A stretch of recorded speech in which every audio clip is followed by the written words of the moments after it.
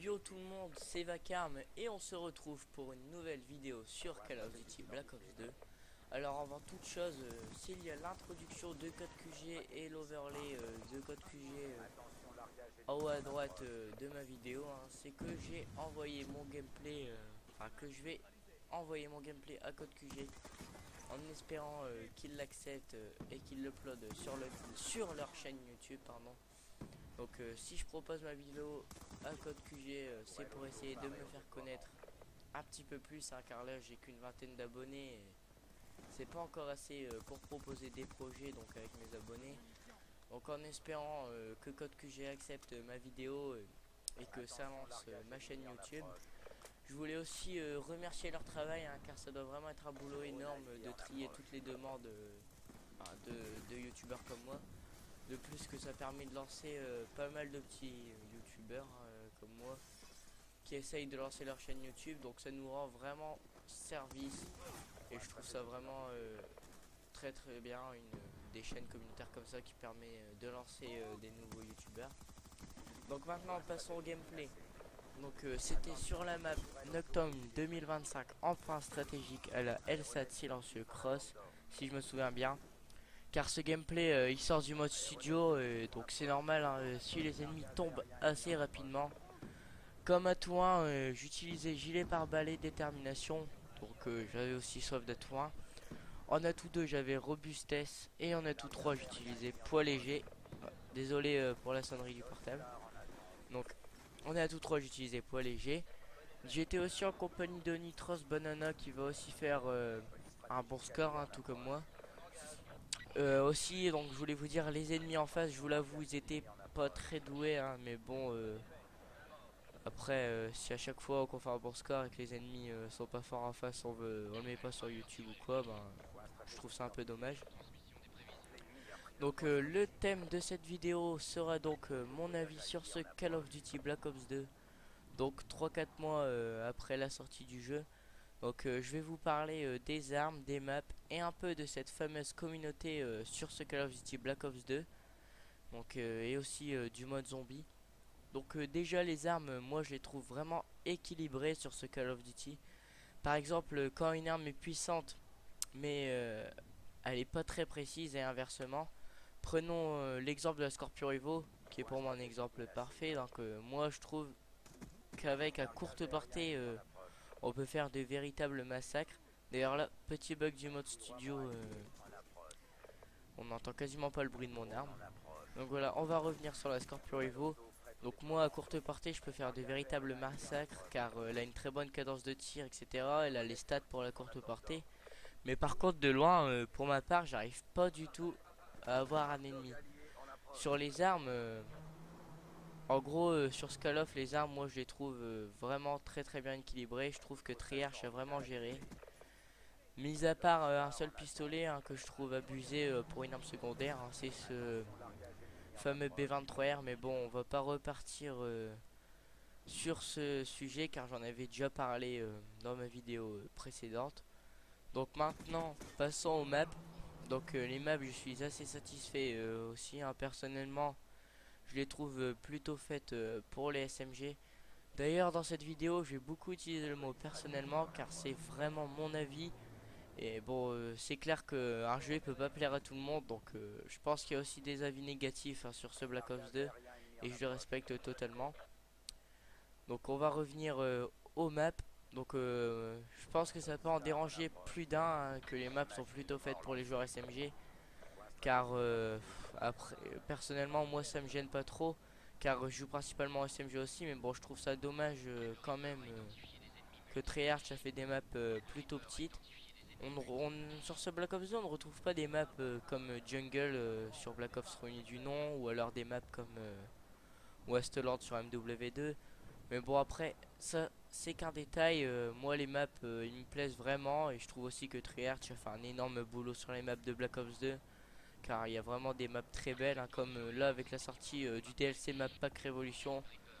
Comme sur la map, je sais plus trop le nom, où il y a un genre de canal en fait en dessous, ou même il y a un appel radio et que enfin qu'il y a une énorme vague qui passe et ça tue. Enfin moi je trouve ça vraiment bien, l'interaction avec le décor, tout ça.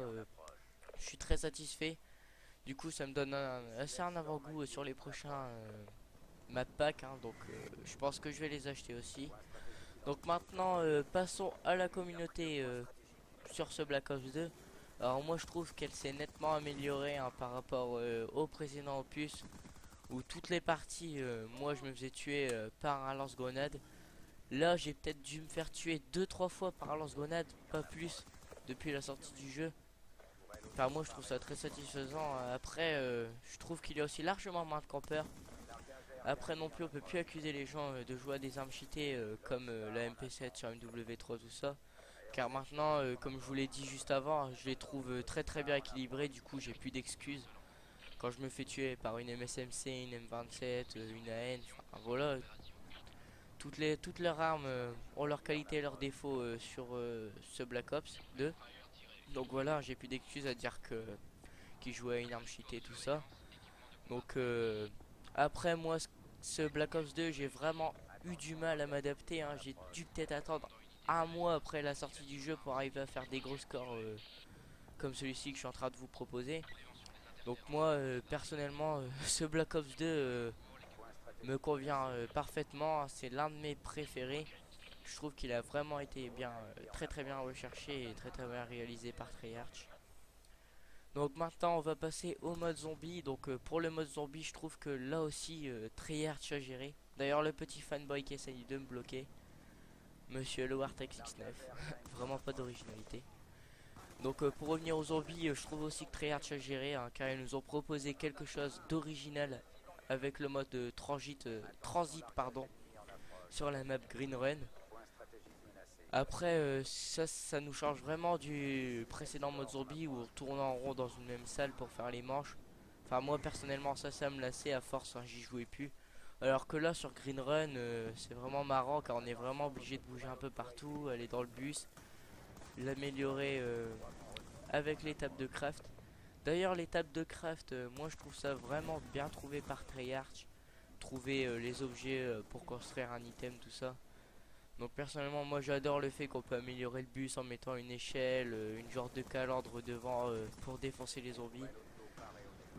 Construire des tourelles, etc. Donc voilà, hein, ça j'adore. Je trouve vraiment que ça gère. Donc ensuite maintenant avec la sortie du DLC Map Pack Révolution, hein, donc avec la map d'I-Rise en zombie. Enfin, je sais pas comment ça se prononce, d'I-Rise, d'I-Rise. Enfin, moi personnellement je la trouve gigantesque, hein, comme map. La première fois quand j'ai joué sur cette map je me perdais dans la map alors que d'habitude je retiens assez vite les maps. Mais là non, il y a plein de passages partout, on peut sauter de toit en toit. Il faut retenir dans quels ascenseurs passent les atouts, etc. Mais je trouve quand même que une fois compris le système de la map, il y a moyen de faire pas mal de manches là-dessus. Elle est assez facile une fois qu'on a vraiment tout compris. Donc en gros avec le map pack Révolution, je pense qu'on a eu un très bon avant-goût, hein, pour ma part des prochains map packs qui vont sortir, hein. Donc j'ai vraiment hâte que les prochains packs sortent. Donc je vais les acheter, hein, évidemment. Donc maintenant je voulais vous parler aussi vite fait de la ligue. Pour ma part je pense encore que c'est une très bonne idée de la part de Treyarch. Euh, Car pour ceux qui n'ont pas le niveau pour faire de la compétition, du Desserto, etc. Même si je m'y connais pas trop à ce sujet, hein, donc moi personnellement je trouve pas avoir le niveau pour faire du Desserto. Et donc moi le mode ligue il me sert vraiment. Donc car on peut améliorer notre stratégie. Donc souvent on y va avec un ou deux potes et banana. Donc on améliore notre tactique, hein, sur les maps. Et souvent on retombe sur des gens qui ont plus de niveau que nous. Du coup ça fait plaisir quoi, hein. C'est plus dur, on a plus de difficultés. Donc voilà, les gens en partie donc en ligue ont souvent plus de niveau que ceux en partie publique. Donc voilà, il reste qu'à peu près 30 secondes sur ce gameplay.